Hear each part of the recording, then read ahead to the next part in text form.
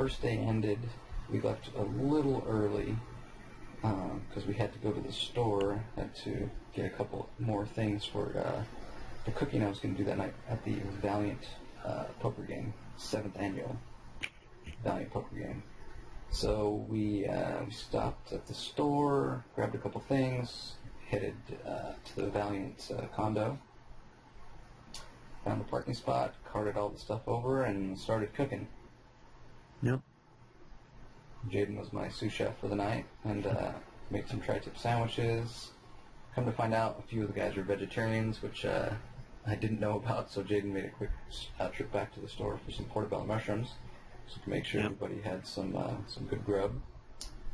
And everybody loved the sandwiches, and there's a couple different sauces I made, and also made some commemorative glasses etched with the Valiant logo and the 7th annual poker night. So it was a good time. A lot of guys from the Valiant fans Valiant fans forums board were there, and there was 19 of us that played poker. Yep. And what we do is we each sign whatever particular book was brought. And this year, let's see which one it was. It was an Exo Man of War. Remember that. See if I can find it real fast. Issue. So we each sign it. It was actually Armor Hunters #1. Yep. And everybody that played in the game signed it, and then they're numbered. So 1 of 19, 2 of 19, 3 of 19, and so on.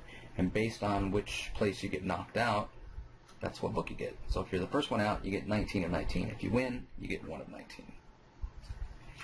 So there was 19 of us. That meant 3 tables.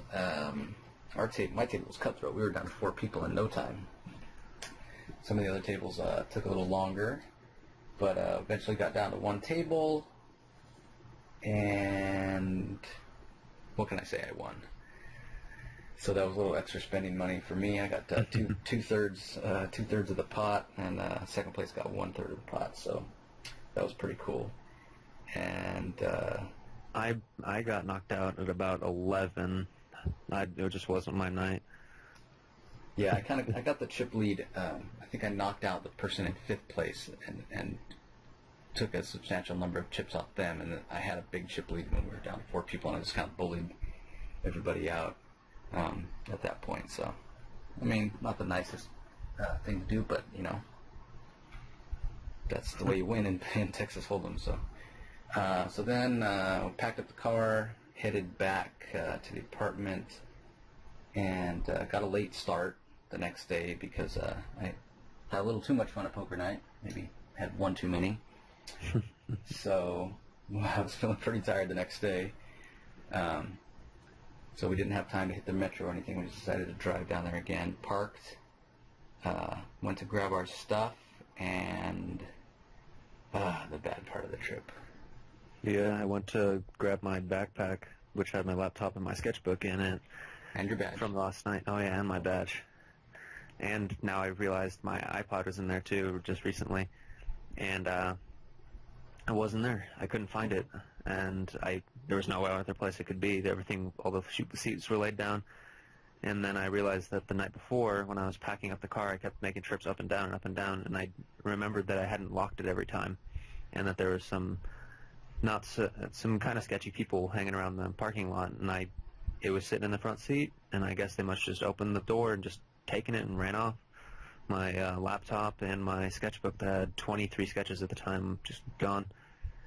Yeah, terrible. Especially that Power Girl you just had gotten. So, I'm sure they just wanted the laptop, but still, I mean, just a real crappy thing to do to somebody. I mean, I'm sure to them the sketchbook means nothing, and probably just threw it in the trash. It's crappy. So anyway, we got a late start.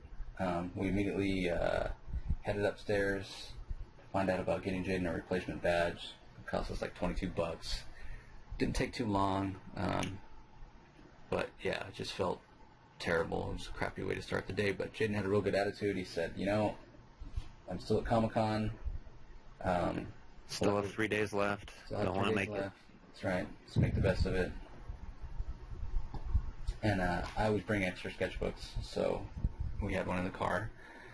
So Jaden basically started over. There was a lot of people there that he had had sketches from before, so we said, at that point I said, okay, I'm not going to get any more sketches for myself, any more paid sketches for myself. We'll just spend all my money on Jaden. So we went to Todd Knock first. Obviously, we didn't even get in the hall until after 10, so he was already full. Went over to Art, told him about what happened. He was very sympathetic. Said he would do a sketch for Jaden for free once at the end of the day Jaden could drop his sketchbook off, and Art would do a Spider-Man for him. So that was very generous of Art to do. And then we went to Jeremy Dale, and we told him and his wife what happened. That's right. And his wife was extremely sympathetic, thinking about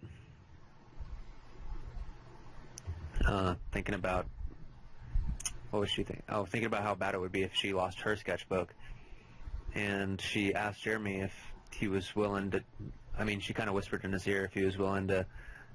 I assume if he was willing to do a freebie for me, because one of the cool things that Jeremy does if you have a brand new sketchbook is he wants to start you off good, so he hooks you up with like a double page splash in your sketchbook. So I told him I had Nightwing last time, it was badass, so I want another one. That's right. Jeremy Dale was the first sketch you ever got in that sketchbook. Yep.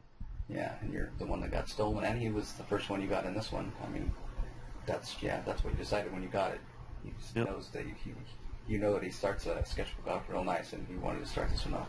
Yeah, so he'll just open the front cover, and so half of the sketch is on the inside of the front cover, and the other half is on the first page. So yeah, a great guy, and again, just check out Skyward. You do yourself a favor and check it out. Yeah.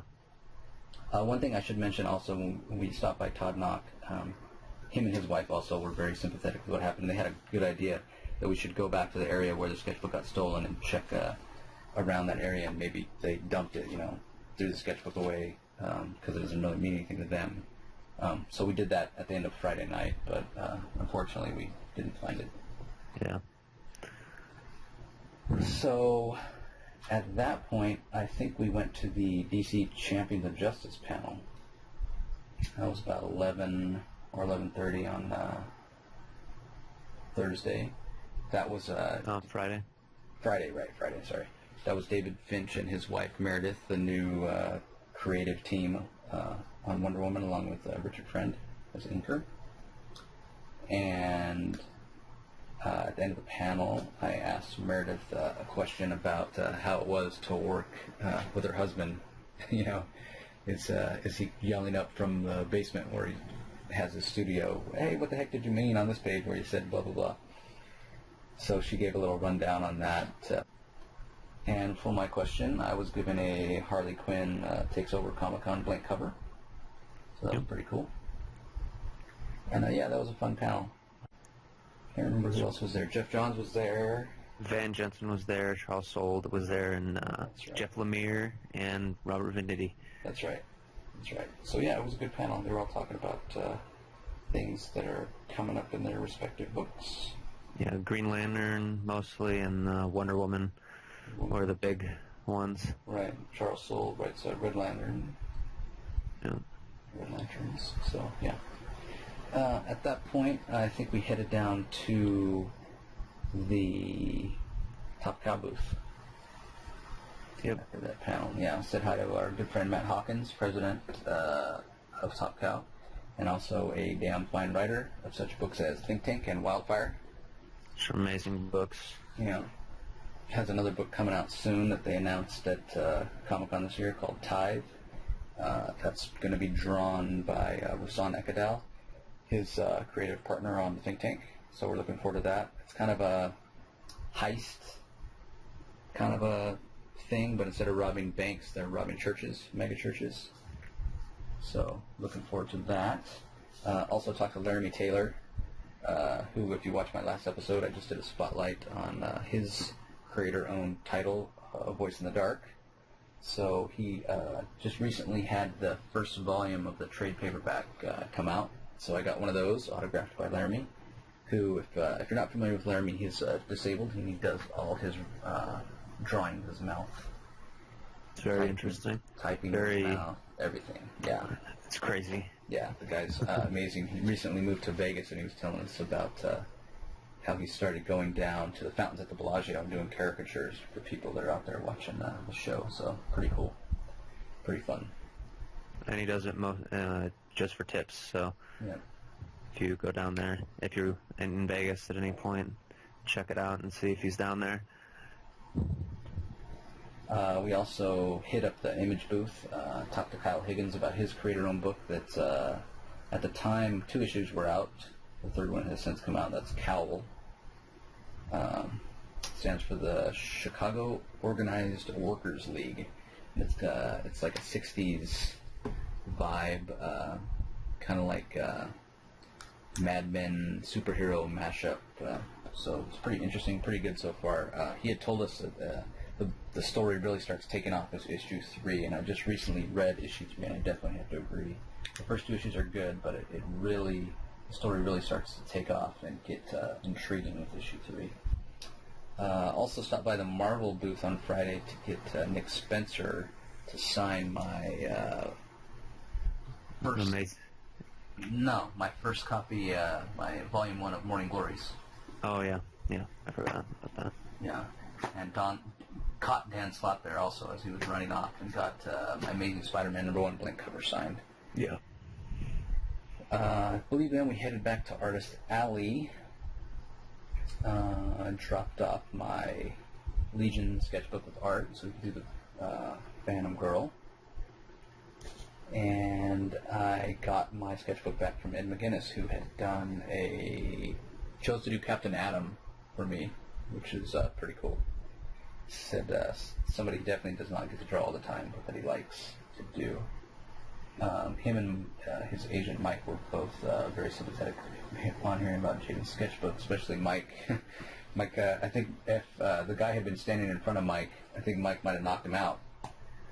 He wasn't real happy to hear Yeah, probably somebody would do that.